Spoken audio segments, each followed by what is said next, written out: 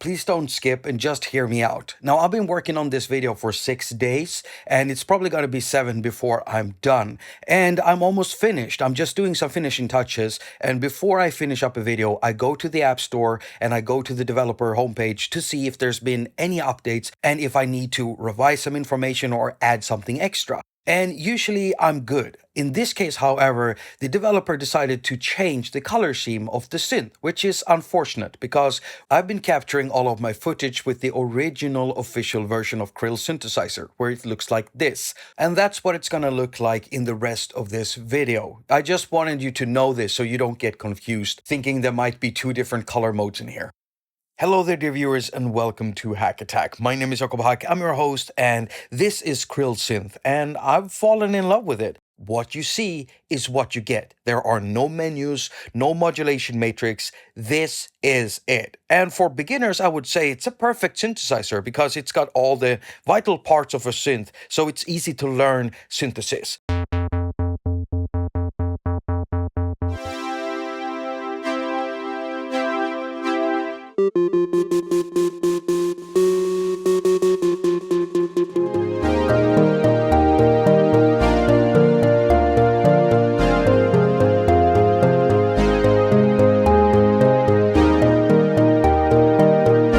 Now, of course, online I find discussions on whether Krill is overpriced, how there are multiple virtual analog synthesizers or VA synths on iOS that can do the same thing that this can, and even more, and how some similar synths are even free. And when I read those discussions, I always sigh because there's something always forgotten in those discussions: what it sounds like.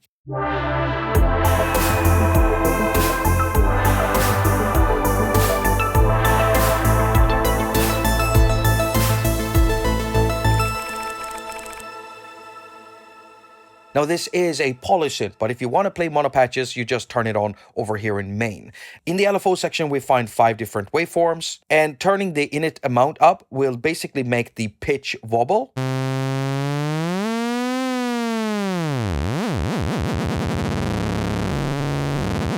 Now, the LFO can also be used for the pulse width modulation here on oscillator 2 for when you're using square waveforms. And as you saw there, the oscillators have 3 waveforms each: saw, square, and triangle. Now, oscillator 1 also has a sync mode, just like older analog synths. And with it, you can create those really nice, distinctive sounding sync lead sounds. Now, in the middle, we have a filter, and I really like this one because it doesn't scream on you. Check this out.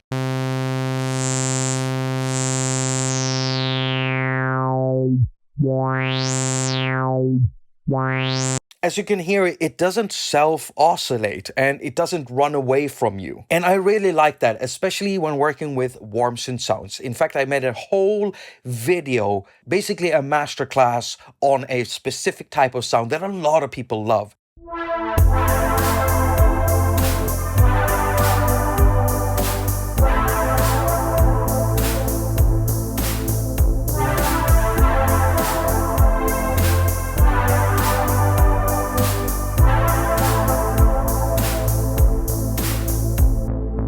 Now over here we have 2 envelopes, one for the filter, one for the amp. And if you look inside the filter envelope, we can see a control for oscillator 1. This gives you control over the pitch for oscillator 1.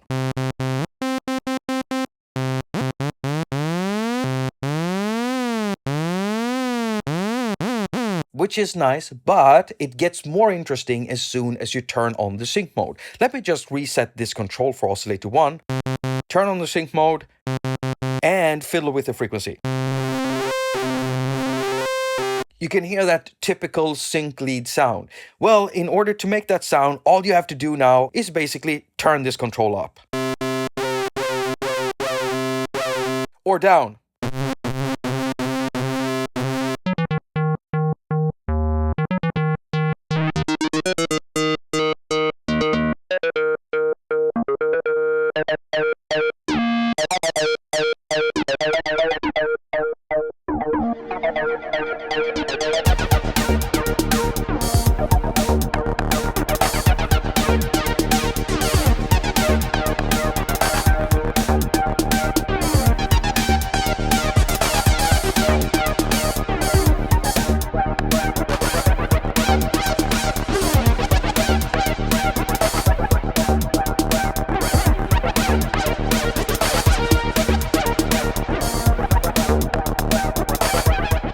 Like I said, the synth sounds really great. Lastly, we have a mixer section that contains a kind of Uno-style sounding chorus and a delay over here, which can be run in either mono or stereo ping pong mode.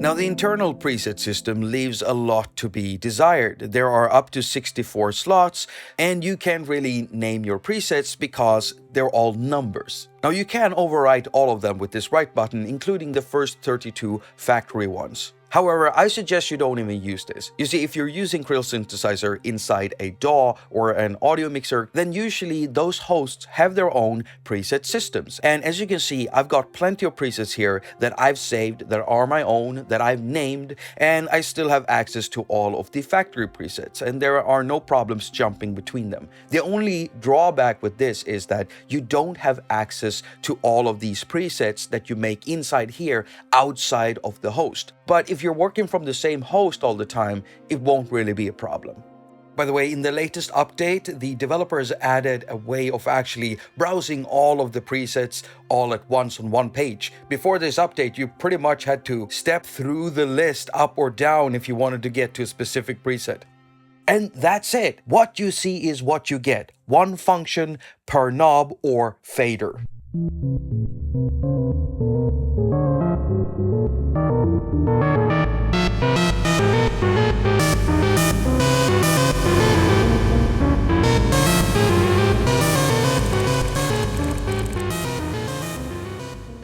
When reading discussions online on Krill Synthesizer and whether it was special or not, I saw some mentions of Monolith Synthesizer by Bliss, which is an app that I reviewed not too long ago, which is a great synthesizer, sounds absolutely great. It has a modulation section, it does so much, it's completely free. However, it's a monosynth, it's not a polysynth like Krill. So right there's a huge difference between the synths. Now, the second thing is that they actually don't sound the same. So what I did was, I did a little test.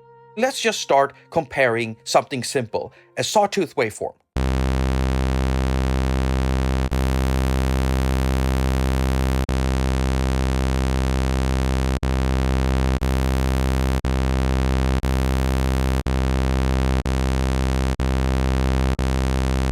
Now right there, you could both see and hear that there's a difference between all three synthesizers. Now I did another test with the filters.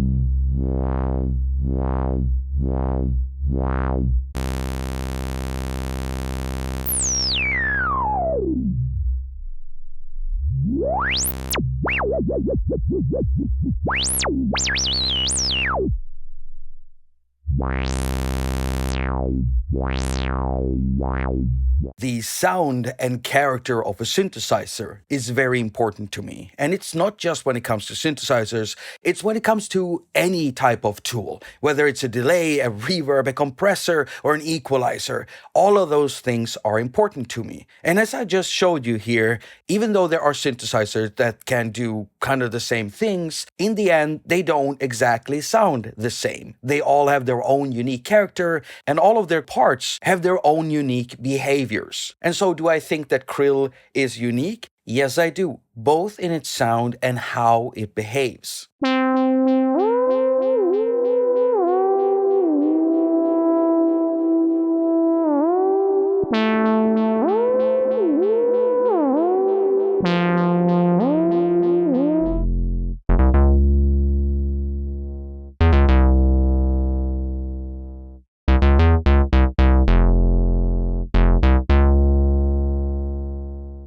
So to me, it's just plain out wrong to judge a synthesizer based only on its looks, its feature list, and its price tag. Because you're missing one of the most important parts of the synth, what it sounds like. And here we hit a bit of a snag, because on iOS, we really don't get to demo stuff. You see, on desktop, we can download a demo for an app, get a feel for it, getting to know it better, really hear what it sounds like, before we decide whether we want to buy it or not. We do not get to do this on iOS. If we want to get to know something, we usually have to buy it. That's a real wall that every consumer on iOS is hitting. So how do consumers collect enough data to base their decisions on? Well, a lot of the time they will have to rely on YouTube. And what happens when I search for Krill synthesizer? I find 2 videos. And this is a problem whenever a product is unpopular. Not a lot of YouTubers will cover it. In the case of Krill, there is one good YouTuber who did cover it, Doug Woods from the Sound Test Room, a friend of mine, and he always does an excellent job in demoing synthesizers, because that guy can play. Now, the second and last video I found of Krill synthesizer feels like it's kind of auto-generated. When you play it, it's basically like a picture of the synth, and then it's a text-to-audio speech algorithm just regurgitating what the product page on the App Store says. Now, this could be considered an extreme case, but there are more apps out there, plenty of apps out there, that hasn't been covered a lot because they haven't managed to make any noise when they came out. So not a lot of people know about them, and so not a lot of YouTubers have demoed them. So where do you go then? Well, usually, at least on desktop, when you want to know a product more, you go to the developer's webpage. And there's usually a library of sounds, and maybe even an introduction video and a manual. Now, there has been less manuals nowadays, I know that, and I wish there weren't, because manuals are good. Well, in the cases of a lot of apps, whenever you go to a developer page, you won't find a sound library. You won't even find an introductory video.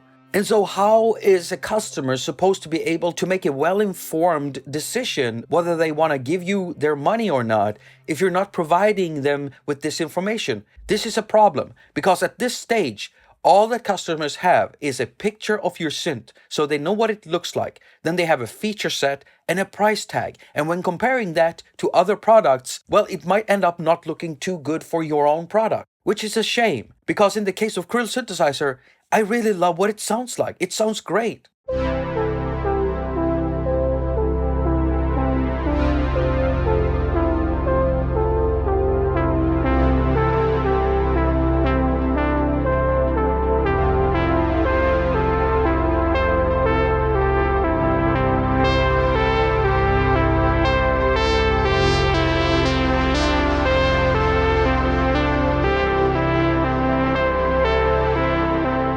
So I wish that more developers would at least consider putting up a bank of sound examples on their sites when they're selling a product that has something to do with audio, whether it's a delay or a reverb or a synthesizer. It's infinitely helpful for any potential customer out there.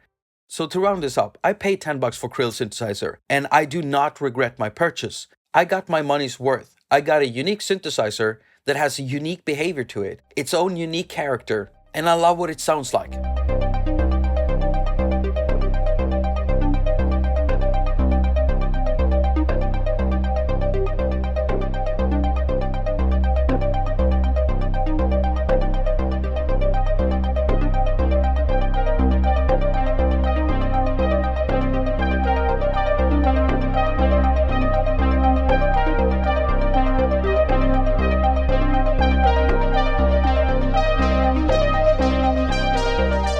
If you want to support the work I do here on the channel, give me a thumbs up. And if you don't want to support the work I do here on the channel, give me a thumbs up. You can support me financially by checking out my music, link list in the pinned comment. Other than that, use PayPal or Patreon. And if you don't want to do any of it, that's fine too. As usual, I wish you a very productive week. Now go finger all of your stuff and have a lot of fun doing it.